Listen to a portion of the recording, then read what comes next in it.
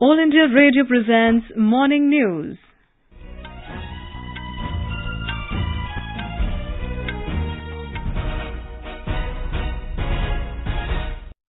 Good morning. I am Saira Mujtaba and with me is Sunil Verma. The headlines. Prime Minister Narendra Modi to interact virtually with beneficiaries of Pradhan Mantri Garib Kalyan Ann Yojana in Gujarat this afternoon. Prime Minister to chair UN Security Council open debate on maintenance of international peace and security on 9th of this month. Country's COVID vaccination coverage surpasses 47 crore 78 lakh mark.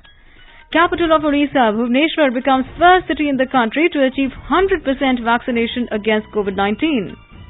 Assam lifts COVID curfew and withdraws total containment zones across the state. CBSE releases exam schedule for Class 12 candidates to improve their scores. Digital payment system, e-Rupee, launched to strengthen direct benefit transfer in the country. India records highest ever monthly merchandise export of $35.17 billion in July this year. And in Tokyo Olympics, India-Belgium men's hockey semi-final match underway.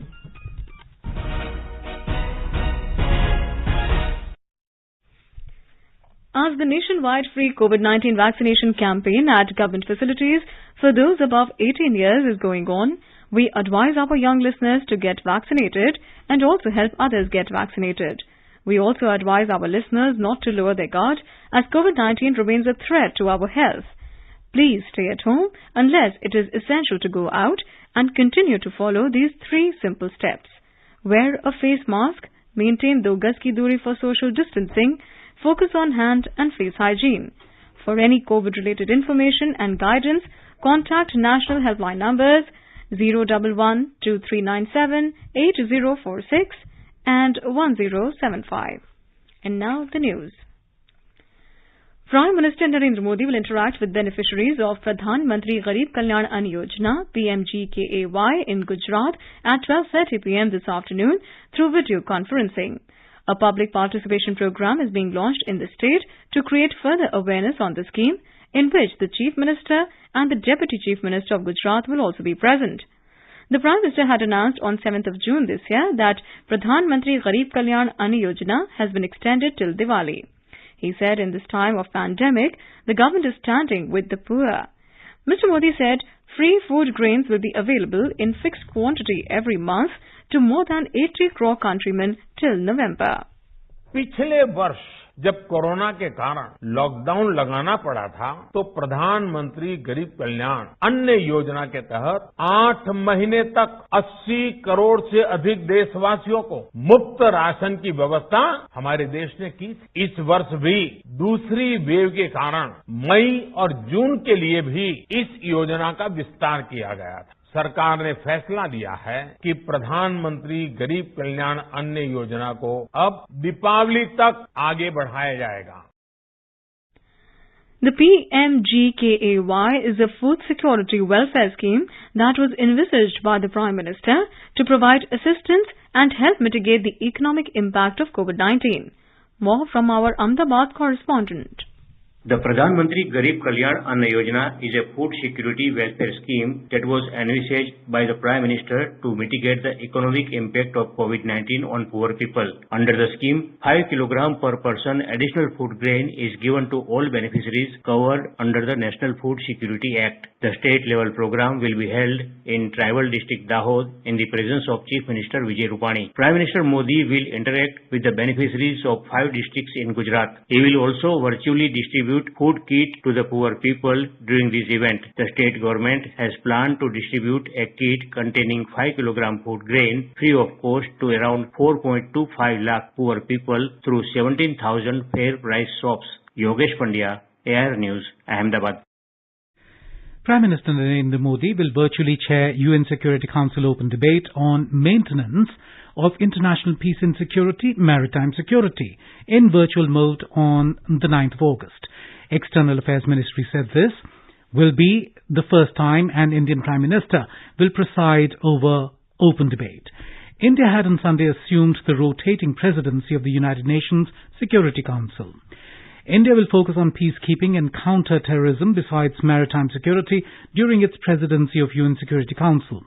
It has been president of UNSC in June 1950, September 1967, December 1972, October 1977, February 1985, October 1991, December 1992, August 2011 and November 2012. Ambassador of India to the United Nations, T.S. Tirumurti, has stated that India's priority in the United Nations Security Council, UNSC, is on issues that are directly relevant to international communities such as maritime security, peacekeeping and counter-terrorism. He was speaking to the media in New York yesterday on the major areas of focus in August under India's presidency of UNSC. It is both an honor and privilege for India to preside over the Security Council in August. This, as you know, is our 8th tenure in the Security Council. Let me start with the signature events that we plan to have during our presidency. There are 3 major areas which we will focus on in August: maritime security, peacekeeping and counter-terrorism. On the agenda of counter-terrorism, India's top envoy to the UN said India has consistently kept the spotlight on combating terrorism both inside the Council during discussions and outside as well. India's COVID vaccination coverage has surpassed 47 crore 78 lakh mark yesterday. The Union Health Ministry said that more than 37 crore vaccine doses were administered as first dose and 10 crore 57 lakh vaccine doses were given as the second dose. The ministry said more than 53 lakh 67,000 vaccine doses have been administered till yesterday. Over 27 lakh 76,000 vaccine doses were administered as the first dose and more than 4 lakh 82,000 vaccine doses were given as the second dose in the age group of 18 to 44 years. Over 15 crore 99 lakh persons in the age group of 18 to 44 years across 37 states and UTs have received their first dose. In Uttar Pradesh, a special drive for maximization of COVID vaccination is being conducted today in all districts. The state is showing phenomenal decrease in COVID infection. More details from our Lucknow correspondent.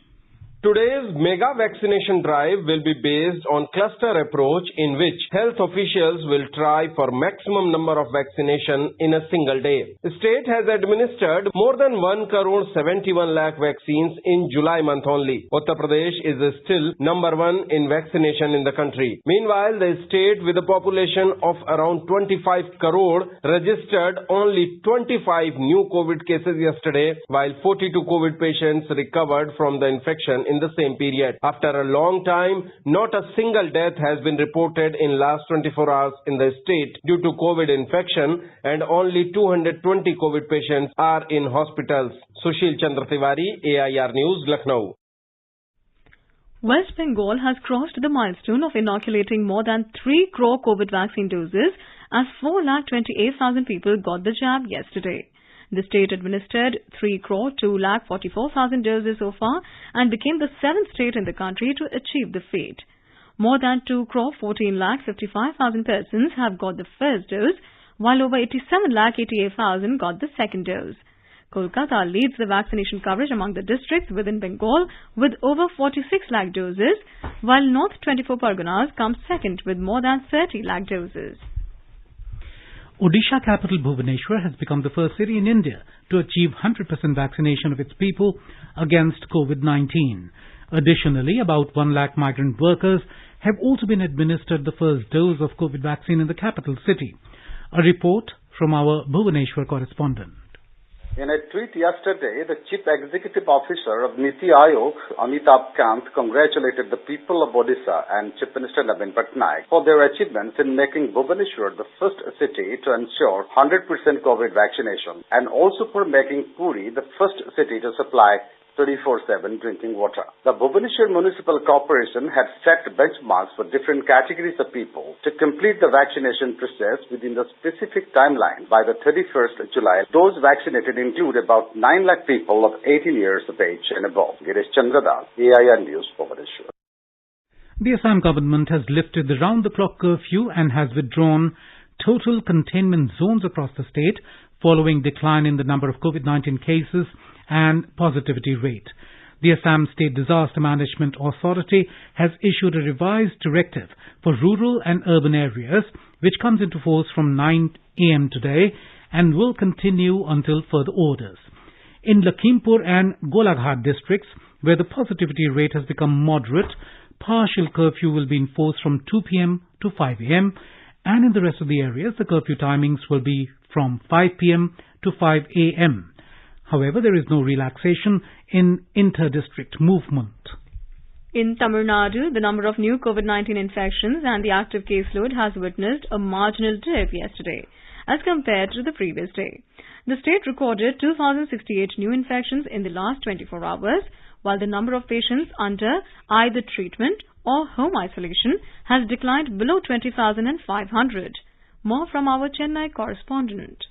In Tamil Nadu, various district administrations are taking micro-level COVID containment activities depending on the locally prevailing trend in the pandemic. The Coimbatore district administration has imposed fresh restrictions for the commercial establishments from today. Shops selling groceries, vegetables and fruits have been asked to wind up their operations by 5 p.m., which were earlier allowed to function till 9 p.m. All parks, malls and big commercial complexes have been asked to down their shutters until further orders. However, in several other districts, the number of new cases are well within 100, while just 5 districts witnessing a daily count above 100. Jai Singh, AER News, Chennai.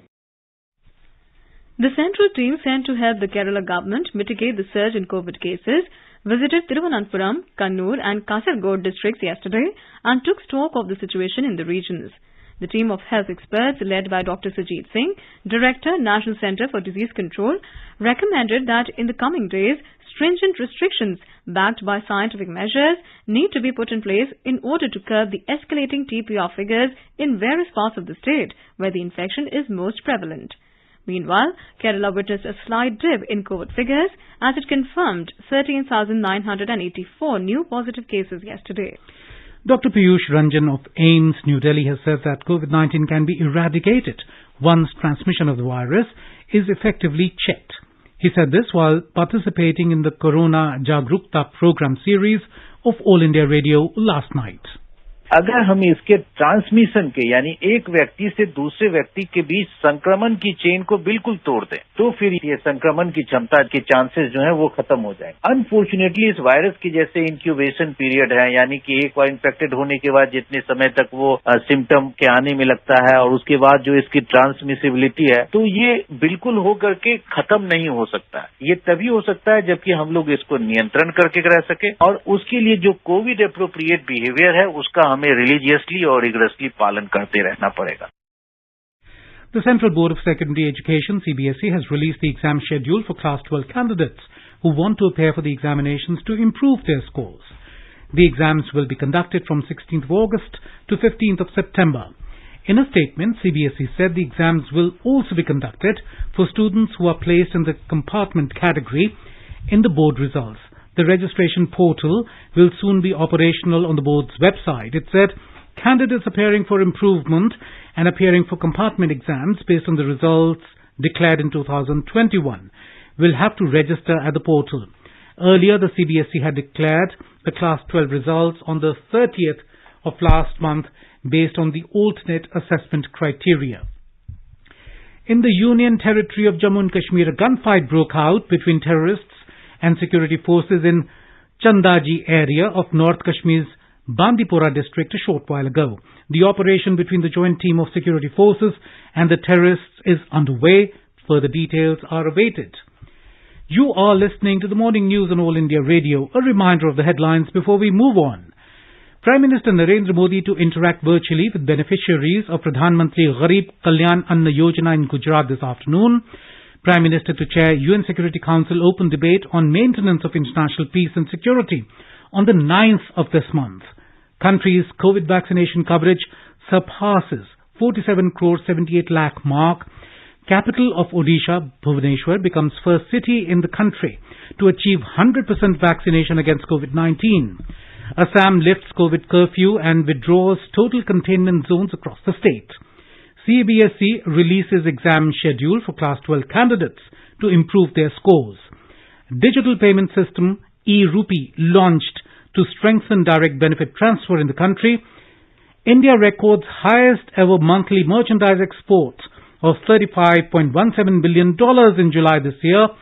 And in Tokyo Olympics men's hockey, India's quest for gold ends as Belgium beats India 5-2. For quick news updates round the clock, follow us on our Twitter handle @AION News Alerts.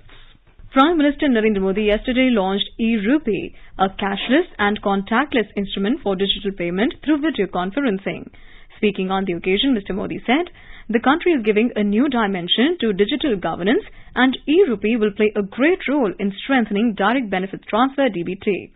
He said e-rupee voucher will help everyone in targeted, transparent and leakage-free delivery. Mr. Modi said the centre is taking over 300 governmental schemes to the poor through DBT.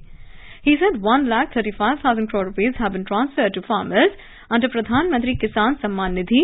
85,000 crore rupees for government purchase of wheat were also dispersed in this manner. The Prime Minister said the biggest benefit of this is that 1,78,000 crore rupees were prevented from going in wrong hands. आज केंद्र सरकार 300 से ज्यादा योजनाओं का लाभ DBT के माध्यम से, डायरेक्ट बेनिफिट ट्रांसफर के माध्यम से लोगों तक पहुंचा रही है।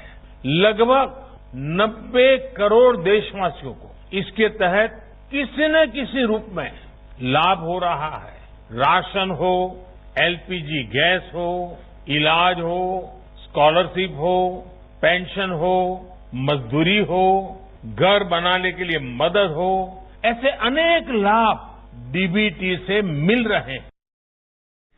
The Prime Minister said e-rupee is a futuristic reform that is being initiated at the time when the country is to celebrate Bharat ki Azadi ka Amrit Mahotsav.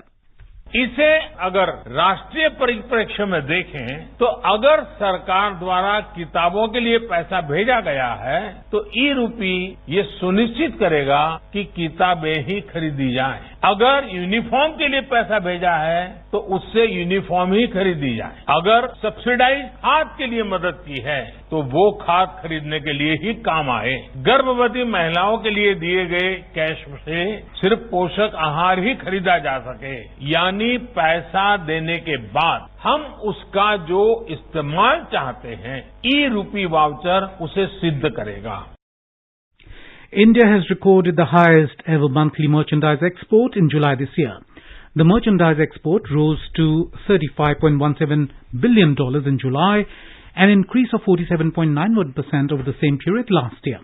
Commerce and Industry Minister Piyush Goyal said Prime Minister Narendra Modi's vision for Atmanirbhar Bharat has given a boost to exports. He said the Indian merchandise exports have increased 22% in April to July this year over the same period of 2019.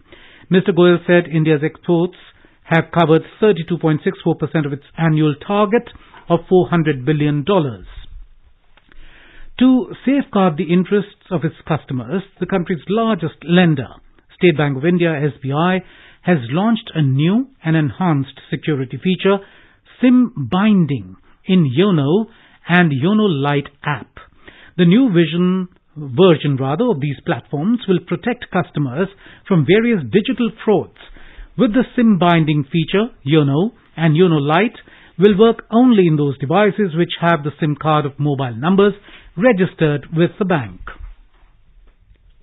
The government has allocated over 756 crore rupees under the Faster Adoption and Manufacturing of Hybrid and Electric Vehicles FAME scheme till June this year. The main objective of the scheme is to encourage faster adoption of electric and hybrid vehicles by way of offering upfront incentive on purchase of electric vehicles and establishing a necessary charging infrastructure for electric vehicles. The scheme, launched in 2015, is aimed at addressing the issue of environmental pollution and fuel security. The Lok Sabha has passed the General Insurance Business Nationalisation Amendment Bill 2021 amid din. The bill seeks to amend the General Insurance Business Nationalisation Act 1972. It provides a greater private sector participation in the public sector insurance companies. The bill removes the mandatory provision of 51% shareholding of the central government in General Insurance Corporation of India, National Insurance, New India Assurance, Oriental Insurance and New India Insurance Companies. President Ramnath Kovind has said the Madras Legislative Council has been the fountainhead of several progressive legislations. Participating in the centenary celebrations of the Madras Legislative Council in Chennai last evening, he said many legislations passed in the House have been replicated across the country to empower the weaker sections of society and strengthen democracy. In the function, President Kovind unveiled the portrait of the 5-time Chief Minister and the late DMK Chief Dr. M. Karunanidhi in the Assembly. More from our Chennai correspondent. President Ramnath Kovind said the state legislature body can rightly be credited with nurturing the roots of democracy by focusing on rational governance to uplift the poor and purge social evils. Tamil Nadu Chief Minister M.K. Stalin said the House has passed several progressive legislations that empowered the women, the poor and the marginalized. President Kovind is slated to address the tri-service officers who are undergoing training in the Defence Services Staff College at Wellington near Ooty, the hill resort town, on Wednesday. Jai Singh, AER News, Chennai. Earlier, President Ramnath Kovind arrived in Chennai on a 5-day official visit to Tamil Nadu. He was received at the airport by the state governor, Banwarilal Purohit, Chief Minister M.K. Stalin and senior officials. In the run-up to Independence Day, we bring you stories on sectors which have made major impact on the lives of citizens. In this series, today we bring you a report on Swachh Bharat. The Narendra Modi government has laid a lot of emphasis on making Clean India a mass movement. Inaugurating the Rashtriya Swachhta Kendra in New Delhi on 8th of August last year, Prime Minister Narendra Modi had said that Swachh Bharat Abhiyan has brought about a permanent change in social consciousness and behavior of people. देश के बच्चे बच्चे में personal और social hygiene को लेकर जो चेतना पैदा हुई है, उसका बहुत बड़ा लाभ कोरोना के विरुद्ध लड़ाई में भी मिल रहा है। आप जरा कल्पना कीजिए, अगर कोरोना जैसी महामारी 2014 से पहले आती तो क्या स्थिति होती? शौचालय के अभाव में क्या हम संक्रमण की गति को कम करने से रोक पाते? क्या तब लॉकडाउन जैसी व्यवस्थाएं संभव हो पाती? जब भारत की 60% आबादी खुले में शौच के लिए मजबूर थी, स्वच्छाग्रह ने कोरोना के खिलाफ लड़ाई में हमें बहुत बड़ा सहारा दिया है। Our correspondent reports that people's participation has made Swachh Bharat Mission the world's largest behavior change program. The Swachh Bharat Abhiyan has transformed rural sanitation in the country and has changed the behavior of over 60 crore people from open defecation to using a toilet. The mission has focused on rural and urban areas separately and played a crucial role in ensuring sanitation in the country. Since the launch of Swachh Bharat Mission in 2014, more than 10 crore 71 lakh individual toilets have been constructed across the country. Rural areas in all the states have declared themselves open defecation free ODF on 2nd October 2019. More than 6 lakh villages have been declared ODF villages. The sanitation coverage in the rural areas of the country has increased to 100%, which was over 38% during the launch of the mission. During the COVID-19 pandemic, Swachh Bharat has become very crucial, reminding people of how crucial sanitation and hygiene are to prevent diseases. With Dipendra Kumar, Suparna Saikia, AIR News, Delhi. In Madhya Pradesh, heavy rains in Shivpuri and neighbouring Shivpur district has led to floods in some areas. The Air Force, SDRF and NDRF teams are carrying out joint operations and rescuing several people from low-lying areas. Chief Minister Shivraj Singh Chauhan reviewed the flood situation in Shivpuri. More details from our Bhopal correspondent.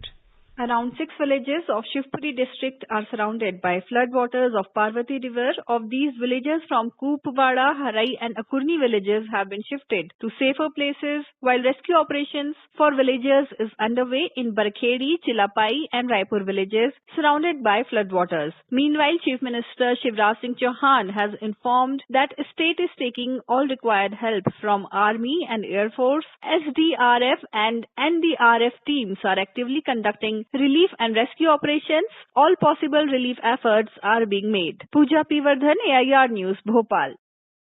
In Tokyo Olympics today, Indian men lost to Belgium in the first semi-final 5-2. More from our correspondent. The epic encounter at the OI Hockey Stadium North pitch began with a bang as world number 2 Belgium struck in the second minute itself and took the 1-0 lead with Loic Luypert's shot. But Indian men did not let that affect their game. Keeping the grip intact, they scored 2 goals in the 12th and 14th minute. First, Harmanpreet converted the penalty corner into a goal to level the score, and then Mandeep Singh scored from open play, giving India 2-1 lead.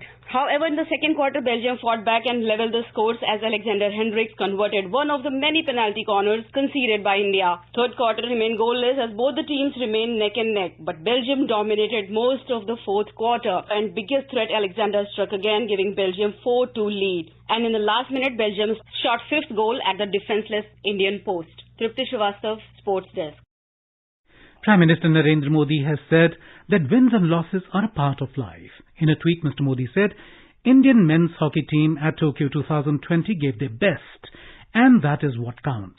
He wished the team the very best for the next match and their future endeavours. Mr. Modi said, India is proud of its players. In athletics, Anu Rani failed to qualify for the javelin throw event later today. Tejinder Singh Toor will compete in the men's shot put qualification round. Wrestling events also begin today. Sonam Malik will be seen in action shortly in the women's 62kg freestyle category against Bolortuya Kurelku of Mongolia. Yesterday, in one of the great upsets in the Olympics, Indian women's hockey team defeated former champs Australia 1-0 to enter the semi-finals for the first time ever. However, Kamalpreet Kaur's medal quest ended as she finished sixth in the final of the discus throw event. And now an overview of today's newspapers. The dailies have widely covered the historical performance of Indian team in hockey at the Tokyo Olympics, along with other stories. Though we know that we have lost the men's match, here is how the newspapers have written about the match. Hindustan Times headlines double date with history, adding after men's team, Indian women make semis with gritty win over fancied opponents Australia. The Times of India says, Chak de moment. Women beat Australia to enter Olympic semis. The Asian Age has noticed Kamalpreet Kaur's stunning performance. The paper writes, discus thrower Kamalpreet Kaur finishes creditable sixth in Tokyo. Hindustan Times reports Kamalpreet Kaur finishes sixth in rain-hit discus final. In some important business news, all papers have noticed Birla offering to give up stake in Vodafone Idea. Financial Express writes, Birla offers its stake in Voda Idea to government. After being badly hit by coronavirus, another worrisome news looms over Maharashtra. The Pioneer headlines, Maharashtra reports first Zika virus case. Centre rushes team. Regarding COVID vaccine, the paper notes Covaxin effective against Delta Plus. And finally, the Indian Express notes registrations begin for 70,000 UG seats at Delhi University.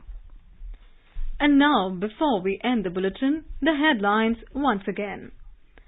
Prime Minister Narendra Modi to interact virtually with beneficiaries of Pradhan Mantri Garib Kalyan Ann Yojana in Gujarat this afternoon.